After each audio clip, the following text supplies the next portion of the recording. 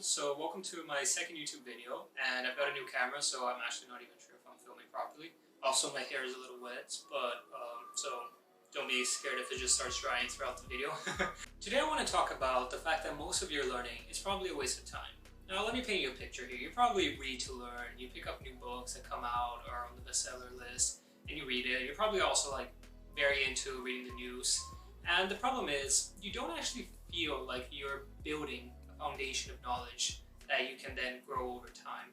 In fact, most of the learning, it probably won't even be relevant in the near future. There's a neat concept that can kind of shed light on why this happens, and it's the half-life of knowledge. So if you know physics or chemistry, you should know that the half-life in its technical form is the average amount of time it takes for a radioactive isotope to decay half of its molecules.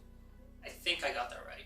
For our purposes, what we want to consider here is the half-life of knowledge. So our estimated period of time in which any given piece of information that we learn will be relevant in the future. So the key thing here is that different kinds of information, different kinds of books and things we can learn have different amounts of half-lives. So something that we've learned that comes from a great book that has been relevant for thousands and thousands of years will probably be relevant for the rest of our lives.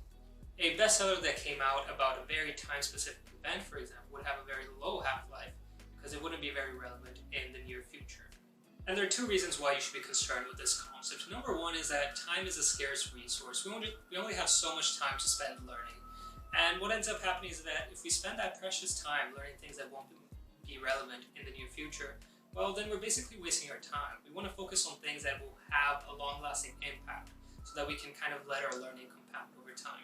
The second reason why this is important is that it may cause us to overreact to short-term events. So if we focus on reading and learning things that are very time-specific, we run the danger of it kind of extrapolating that knowledge to different environments and different time periods. And practically speaking, what ends up happening is that we generalize things that are very specific to certain time periods or certain environments and think that there are universal laws that can be applied beyond time, or you know what I mean. So if we consider these two things, then we really need to pay attention to what we learn. We really need to try to focus on knowledge that will have a long half-life.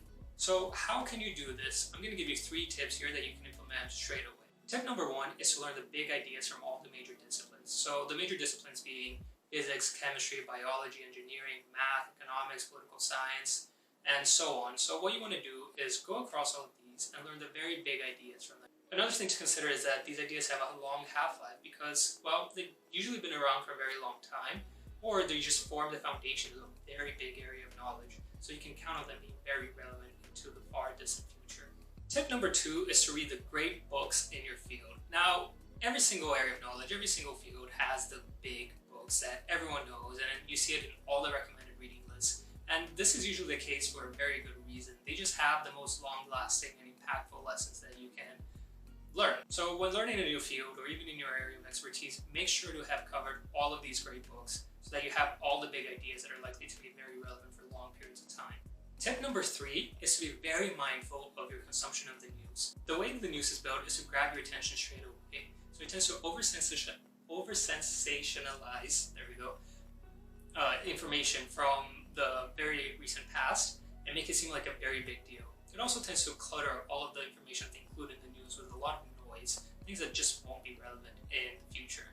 So you want to be very mindful of your news consumption. Of course you can read the news, and it's great to be well informed of what's going on in the world, especially if it's very relevant for your job or things you're interested in.